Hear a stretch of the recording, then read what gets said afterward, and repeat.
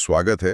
आज हम भारत के पिछले एक दशक की जो तकनीकी यात्रा रही है उस पर एक नजर डाल रहे हैं। हाँ बिल्कुल। मतलब 2014 से 2024 तक। हाँ। हमारे पास एक दस्तावेज है, PM Modi's 10-year take timeline, और ये बताता है कि कैसे भारत, जहां पहले एक बड़ा डिजिटल डिवाइड था, वो अब एक अहम डिजिटल ताकत बन गया है। तो चलिए इस दस्तावेज की जो मुख्य बातें हैं, जो इसने प्रभाव बताए हैं, उन पर थोड़ी गहराई से बात करते हैं। ठीक है। शुरुआत 2014 से ही करते हैं। दस्तावेज कहता है कि तब भारत में एक किस्म का टेक्नोलॉजी पैराडॉक्स था। पैराडॉक्स मतलब ये कि युवा आबादी तो बहुत थी, है ना, लेकिन जो डिजिटल इंफ्रास्ट्रक्चर था वो उतना फैला हुआ नहीं था, सीमित था। हाँ अच्छा, हाँ ये बात तो थी। कनेक्टिविटी, डिवाइसेस, ये सब मुद्दे थे। बिल्कुल। तो इसी माहौल में 2014-15 में दो बड़ी पहलें आईं जिनका जिक्र इस दस्तावेज में है। एक तो मेक इन इंडिया। हाँ, मेक इन इंडिया, घरेलू उत्पादन बढ़ाने के लिए, खासकर इलेक्ट्रॉनिक्स में, है ना। और दूसरा था digital India mission. Digital India, इसमें तो कई चीजें थीं। Broadband highway, mobile connectivity, e governance. सही। और इसका एक बड़ा नतीजा जो दस्तावेज बताता है वो ये कि मोबाइल फोन बनाने वाली यूनिट्स जो 2014 में सिर्फ 2 थीं। सिर्फ 2? हाँ, वो 2023 तक 200 से ज्यादा हो गई। बाप रे, 2 से 200, ये तो बहुत बड़ा जंप है ना। और दिलचस्प बात यह है, जैसा आपने कहा, ये पहले सीधे तौर पर उसी टेक्नोलॉजी पैराडॉक्स को एड्रेस करने की कोशिश थी। डिजिटल इंडिया का लक्ष्य ही था, जैसा इस दस्तावेज में बताया गया है, कि भारत को डिजिटल रूप से सशक्त बनाया जाए, एक ज्ञान आधारित अर्थव्यवस्था की तरफ ले जाया जाए। और इसमें वो कॉमन सर्विस सेंटर्स, CSCs का भी जिक्र है, जिनके जरिए ई गवर्नेंस को गांवों तक ले जाने की बात थी। हाँ, CSCs।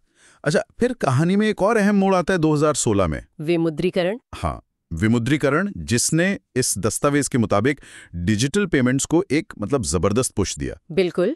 और उसी समय UPI भी लॉन्च हुआ, यूनिफाइड पेमेंट्स इंटरफेस। सही।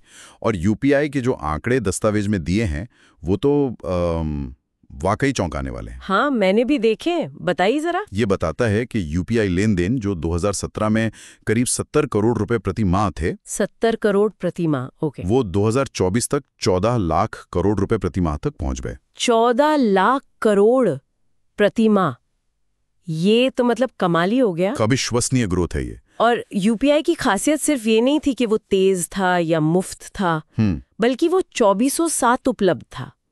और इसी वजह से, जैसा ये दस्तावेज कहता है, ये एक ग्लोबल मॉडल बन गया। सही। और Bharat real time digital payments में दुनिया में नंबर 1 बन गया। इसे फाइनेंशियल इंक्लूजन, यानी ज्यादा लोगों को बैंकिंग से जोड़ने की दिशा में भी एक बड़ा कदम बताया गया है। बिल्कुल। अच्छा, कहानी यहाँ रुकती नहीं है। दस्तावेज आगे स्टार्टअप इकोसिस्टम के फलने फूलने का भी जिक्र करता है। हाँ, स्टार्टअप्स। भारत दुनिया का तीसरा सबसे बड़ा स्टार्टअप हब बन गया। और 100 से ज्यादा यूनिकॉर्न्स। 100 से ज्यादा, जी। यूनिकॉर्न्स यानी वो स्टार्टअप्स जिनकी वैल्यूएशन $1 अरब से ज्यादा है। फिर 2022 में 5G सेवाओं का लॉन्च, वो भी एक महत्वपूर्ण घटना बताई गई है इसमें। हाँ, 5G, ये तो कनेक्टिविटी के लिए एक और बड़ा कदम था। सही। और ये सिर्फ आज की टेक्नोलॉजी की बात नहीं है। दस्तावेज भविष्य की तकनीकों पर भी ध्यान देता है। जैसे 2019 में नीति आयोग की पहली राष्ट्रीय AI रणनीति आई। अच्छा। और फिर 2024 में इंडिया AI रोड मैप का भी उल्लेख है। और नेशनल क्वांटम मिशन की भी बात है, जिसमें 6000 करोड़ रुपए के निवेश का जिक्र है। क्वांटम मिशन भी तो भविष्य पर भी नजर है। बिल्कुल। और बड़े पैमाने पर देखें तो ये दस्तावेज बताता है कि भारत अब अपनी जो सफल डिजिटल टेक्नोलॉजीज हैं, जिन्हें डिजिटल पब्लिक इंफ्रास्ट्रक्चर यानी DPI कहा गया है। DPI, हाँ। जैसे UPI और कोविन। हाँ, जैसे UPI, कोविन, ये अब दूसरे देशों के साथ भी साझा कर रहा है, एक्सपोर्ट कर रहा है अपनी टेक्नोलॉजी। अच्छा, ये दिलचस्प है। दस्तावेज ने स्वास्थ्य और शिक्षा जैसे क्षेत्रों पर असर की भी बात की है। हाँ, की है। स्वास्थ्य में टेली मेडिसिन का जिक्र है, कोविन प्लेटफॉर्म का असर बताया गया है। शिक्षा में स्वयं जैसे ऑनलाइन कोर्स प्लेटफॉर्म है, दीक्षा है जो डिजिटल रिसोर्स प्लेटफॉर्म है टीचर्स और स्टूडेंट्स के लिए। ओके। और स्टार्टअप्स में भी फिनटेक और एडटेक जैसे सेक्टर्स के उभरने की बात कही गई है। तो अगर हम इस पूरे विश्लेषण को समेटें इस दस्तावेज के नजरिए से, तो इसका सार क्या निकलता है? ये दशक कैसा रहा भारत के लिए? देखिए, दस्तावेज का सार यही है कि ये दशक भारत के लिए एक बड़े डिजिटल ट्रांसफॉर्मेशन का दौर रहा है। ट्रांसफॉर्मेशन। मेक इन इंडिया से शुरुआत हुई और अब बात एआई संचालित भारत तक पहुंच रही है। सही। और शासन का तरीका भी बदला है। मतलब जो पहले मैनुअल प्रोसेस थे, फाइलें थीं, वो अब real time app based systems की तरफ बढ़ा है।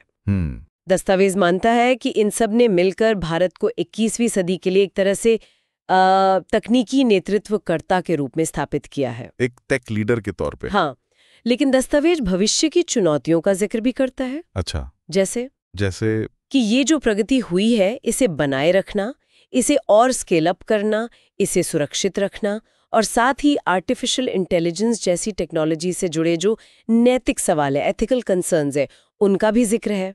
ये तो अहम मुद्दे हैं, सुरक्षा और नैतिकता। बिल्कुल। तो चलिए आज की बातचीत को यहीं रोकते हैं और जाते जाते एक सवाल सोचने के लिए छोड़ जाते हैं, जो इसी दस्तावेज के भविष्य के दृष्टिकोण से जुड़ा है। जरूर। कि आने वाले समय में ये देखना कितना महत्वपूर्ण होगा कि भारत एआई जैसी जो शक्तिशाली तकनीकें आ रही हैं, उनमें इनोवेशन और जो नैतिक जिम्मेदारियां हैं, उनके बीच संतुलन कैसे बनाता है।